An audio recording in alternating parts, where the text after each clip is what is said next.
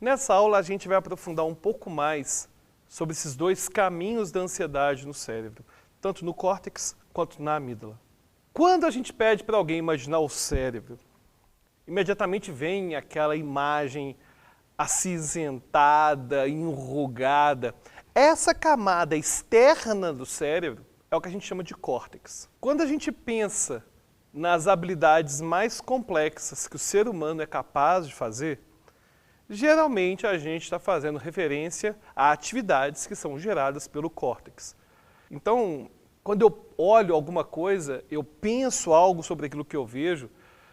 Quando eu vejo uma pessoa, e não é apenas uma pessoa, eu reconheço que é um amigo, que é um parente, que é uma pessoa querida, essas avaliações são o meu córtex que está fazendo. E o córtex vai ser dividido em duas partes, hemisfério cerebral esquerdo e direito. Além disso, ele vai ser dividido em outras seções, os chamados lobos, que vão ter funções diversas, como processar a visão, a audição, os nossos sentidos e integrar tudo isso no nosso pensamento. É o córtex que faz tudo isso. Nos meus cursos de hipnose, eu falo muito sobre aquela ideia do pensamento rápido e pensamento devagar. O pensamento devagar, lento, racional, é o pensamento do córtex. É o córtex que faz tudo aquilo que a gente considera incrível, que só o ser humano faz. E além de processar aquilo que a gente vê, aquilo que a gente escuta, o córtex também atribui significado a tudo isso. Existe uma doença chamada prosopagnosia, em que as pessoas não são capazes de reconhecer a face de uma pessoa conhecida. Então eu olho para o rosto de alguém e não consigo reconhecer, por mais que essa pessoa seja uma pessoa que eu conheça muito. Essa condição chama prosopagnosia. Essa integração entre o que eu estou vendo, esse rosto, e a pessoa que eu conheço, é feita pelo córtex. E o córtex também vai ter uma função muito importante para o autocontrole. Falamos muito no curso de vícios, por exemplo, sobre o papel do córtex pré-frontal, que é responsável em inibir certas atitudes nossas. Por exemplo, eu decido fazer uma dieta, aí eu estou no restaurante, vou colocar só saladinha. Aí eu vejo aquela comida gordurosa, aquela parmegiana, o fato de eu ficar na salada e não pegar aquela parmegiana, só é possível porque meu córtex pré-frontal é capaz de inibir essa minha resposta de ir direto para a comida gordurosa ou para um chocolate. Aliás, esse processo inibitório que a gente faz no restaurante, quando está seguindo dieta, é o mesmo processo que você faz, às vezes, com seu chefe ou com alguém que trabalha com você. E essa pessoa te tratou mal ou fez um erro terrível e você morre de vontade de dar um murro na cara dessa pessoa. Você não dá esse murro, dá vontade às vezes, né? Mas você não dá esse murro porque o córtex pré-frontal consegue inibir esse comportamento, inibir essa impulsividade toda. Então o córtex é responsável pelo nosso pensamento, pela integração dessas informações, pela inibição dos nossos instintos, nossos impulsos. É o que realmente vai nos tornar mais humanos. E o caminho da ansiedade a partir do córtex vai começar nos nossos sentidos, porque o córtex que vai realmente identificar o que está ao meu redor. É o córtex que vai produzir os pensamentos relacionados com aquela minha preocupação de a porta ter ficado aberta ou fechada. É o córtex que vai estar pensando, quando está andando no meio de uma floresta, e avaliando que está escuro e que pode ter algum bicho perigoso no caminho. Todas essas informações são recuperadas do ambiente e são direcionadas para uma região do cérebro que é como se fosse a estação central do cérebro, que é o tálamo. Então vai tudo isso para o tálamo, todas essas informações sensoriais. O tálamo vai ser essa estação central do cérebro que vai pegar todas as informações que os meus sentidos capturam, o rosto de alguém, um ambiente, um cheiro, vai pegar todas essas informações e vai retransmitir para o córtex. Eu penso depois que eu sinto.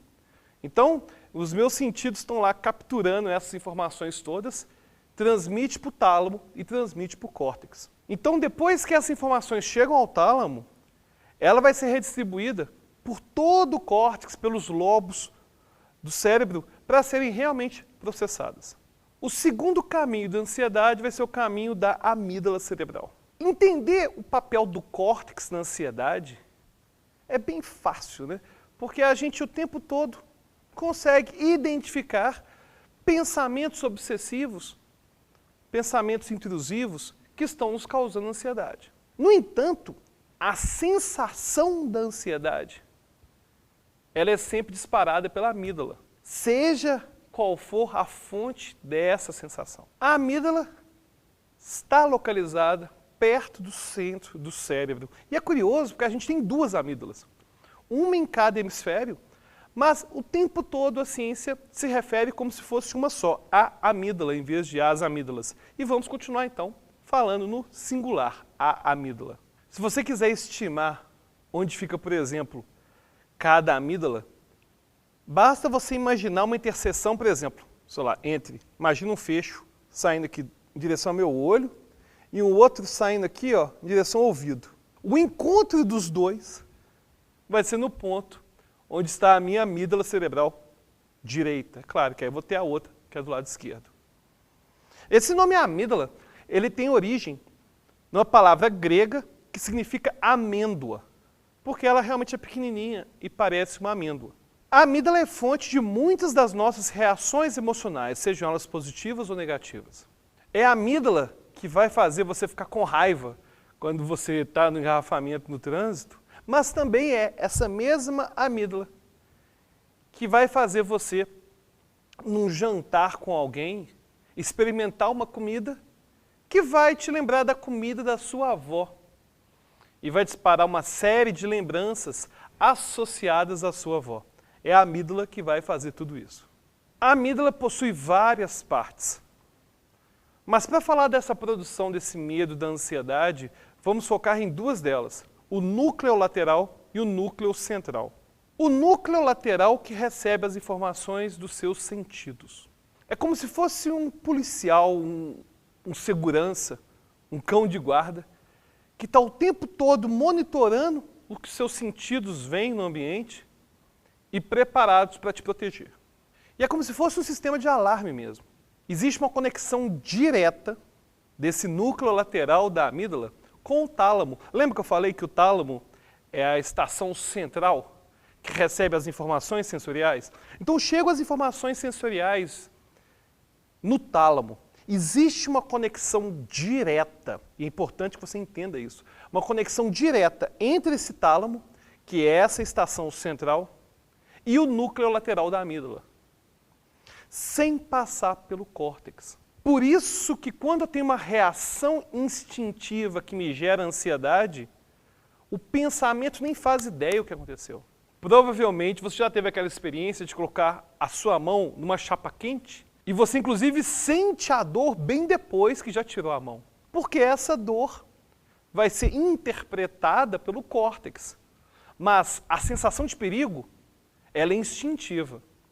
Vai ser o núcleo lateral da amígdala que vai fazer você reagir. E é importante que essa reação seja instantânea. Imagina se para poder reagir de um caminhão desgovernado, eu vejo um caminhão desgovernado vindo na minha direção. Se para eu reagir eu precisasse realmente raciocinar, eu não teria tempo. Então, é um alarme que está lá o tempo todo esperando para o perigo. E qualquer perigo, ele dispara. Aí dispara na hora. Então, nossos sentidos estão lá olhando o ambiente e tem qualquer sensação de perigo, o tálamo vai ativar o núcleo lateral da amígdala imediatamente. Mas é importante ressaltar que o córtex também está recebendo essas mesmas informações do tálamo. Então, eu estou lá com o tálamo, lá no centro, que é a estação central, tem um atalho direto para o núcleo lateral da amígdala e tem um atalho para o córtex. Quando eu tenho a sensação, aquela coisa de ter aquele medo e fazer alguma coisa instintiva, o córtex vai pensar depois. Quer um exemplo que você provavelmente já experienciou? Você está na sua casa lavando louça, ouvindo podcast, Alberto Delísula. Já buscou? Então, lá no Spotify, no iTunes, você encontra meu podcast. Aí você está lá ouvindo meu podcast, todo concentrado enquanto você está lavando a louça. Aí chega alguém na cozinha, alguém conhecido, e você leva um susto e fala, ah, é você. Não me assusta não. Por que a gente reage assim? É porque aquela situação inicial de susto, ela foi identificada pelo alarme. Então o tálamo mandou a informação diretamente para o núcleo lateral da amígdala. Mas enquanto ele mandava informação para a amígdala, também mandava para o córtex. Então o córtex que vai ter a possibilidade de avaliar se o medo foi ou não foi real, se era realmente necessário esse alarme. E o engraçado é que depois que foi disparado o alarme, por mais que o córtex consiga raciocinar a respeito, o corpo já foi alterado. Então, mesmo que aquele susto que você faz com o seu amigo, mesmo que seu amigo saiba que não tem nada a ver, a fisiologia dele vai ficar um tempo alterada ainda, porque teve o disparar daquele alarme. Outra região da amígdala que vai ter um papel importantíssimo nessa situação do disparar do alarme é o núcleo central. O núcleo central é responsável por disparar o sistema simpático. E quando a gente tem o disparar, o ativar do sistema nervoso simpático, o seu organismo vai liberar para o sangue hormônios que vão te dar energia nas pernas, nos braços, para poder fugir, atacar, fazer alguma coisa. É por isso que depois desse falso alarme, quando ele surge, um falso alarme, você sente o corpo alterado, porque você já teve uma dose de hormônios no seu organismo que alteraram a sua fisiologia.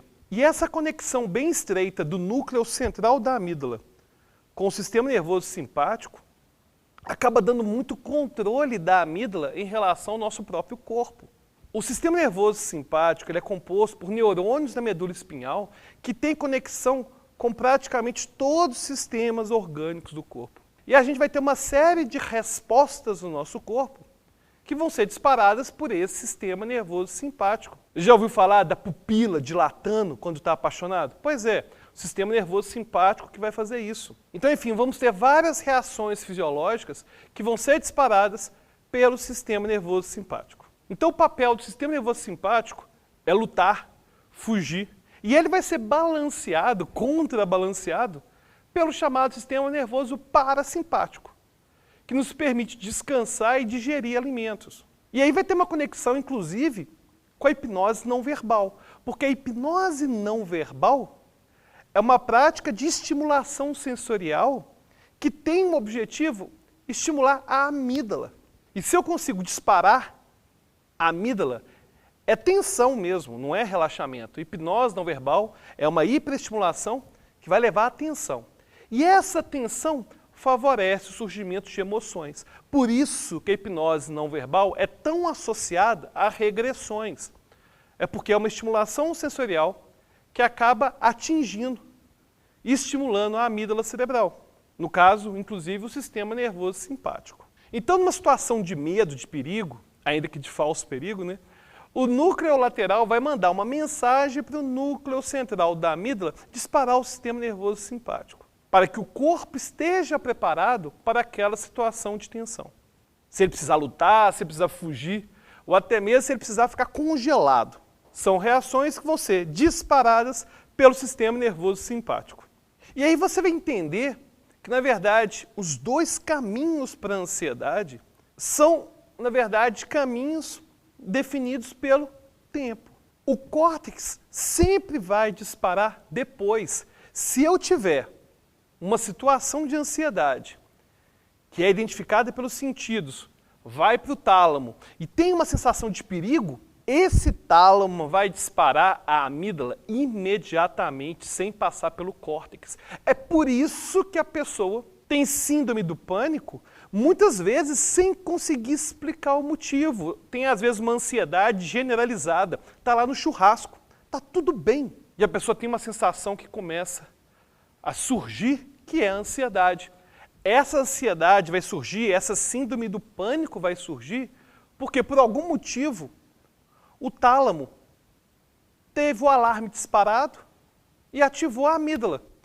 E a amígdala preparou seu corpo para fugir, para atacar. Só que você fica com o corpo todo preparado, inclusive em termos de produção de hormônios, adrenalina, cortisol, tudo isso sendo liberado, e seu corpo fica preparado para lutar, sendo que no ambiente não tem nada. E o mais interessante é que é comum, às vezes, a pessoa inicialmente fala que teve síndrome do pânico sem gatilho algum, foi do nada. Mas que depois surgiram gatilhos. Por que surge gatilho depois? Porque o córtex é ativado depois. Então vamos supor que a pessoa estava no shopping, tudo de boa, e teve uma crise. Pá, teve a crise de ansiedade. Não passou pelo córtex, foi só a amígdala mesmo disparando aquela reação emocional na hora. Nesse momento, o córtex começa a trabalhar, começa a ver o que estava acontecendo, e ele começa a dar uma explicação a posteriori. Então, a próxima vez que a pessoa vai para o shopping, aí aquela ansiedade que tinha sido disparada de forma quase aleatória por um bug do cérebro que disparou aquele tanto de reação fisiológica, ela começa a disparar a partir do córtex, porque o córtex pensa, a última vez que eu vim aqui nesse shopping, eu tive aquela crise de ansiedade. E o medo de ter a crise gera pensamentos, e esses pensamentos vão, a partir do córtex, gerar a sensação de ansiedade. Então o córtex vai lá ativar a amígdala do mesmo jeito. Então, do mesmo jeito que essa amígdala é disparada, às vezes sem gatilho algum, sei lá, por algum motivo seu corpo disparou aquilo, com o passar do tempo, você começa a ter pensamentos. E esses pensamentos de ter medo de ter ansiedade, ou de lembrar da ansiedade, resgate de memórias, tudo isso vai levar à ansiedade também. Então a ansiedade vai estar lá o tempo todo agindo nessas duas vias. Porque ao mesmo tempo que ela age diretamente no corpo, pelo disparado do sistema nervoso simpático, ela também vai começar a ser disparada pelo pensamento. Porque às vezes o seu corpo nem tinha reagido ainda, mas a experiência passada vai fazer você ficar preocupado. E é importante que ao tratar a ansiedade, seja você controlar a sua própria ansiedade ou de outra pessoa, é importante você identificar qual que é realmente o caminho que está disparando essa ansiedade. Quando a gente tem uma reação dessa de luta ou fuga, em que a amígdala é disparada, a gente tem a clara sensação de que somos apenas um passageiro, que não estamos realmente no comando, no controle. É por isso que a pessoa que tem fobia de barata, ela viu a barata imediatamente, ela viu, a informação foi para o tálamo, só que por algum motivo aquela pessoa associa aquilo com um perigo muito forte. Aí a amígdala já dispara o sistema nervoso simpático muito antes dela pensar sobre a barata. Ela já está com muito pânico. E é por isso que falar para a pessoa, é só uma barata, não tem problema. Por que isso não resolve? Não resolve porque o disparar desse medo não está sendo feito pelo córtex. Até pode ser a partir do córtex. Mas nesse caso, ela viu a barata e foi direto do tálamo para a amígdala. O problema é que esse negócio se retroalimenta. Porque se eu tenho medo de cobra ou se eu tenho medo de barata e eu vou no lugar que eu sei que tem cobra e sei que tem barata, por exemplo, o meu córtex começa a produzir essa ansiedade também. Então, muitas vezes, essas duas vias de ansiedade funcionam simultaneamente. Então, ao longo do nosso curso, a gente vai aprender técnicas que andam com essas duas frentes, tanto a partir do pensamento, quanto a partir do próprio corpo, para poder realmente controlar a ansiedade de uma vez por todas. E você, já conhecia essas duas vias da ansiedade? Já tinha pensado por que será que às vezes a ansiedade surge do nada, sem nenhum gatilho? Então vai agora no nosso grupo fechado, secreto do Facebook. Deixe seu comentário, sua dúvida e até a próxima aula.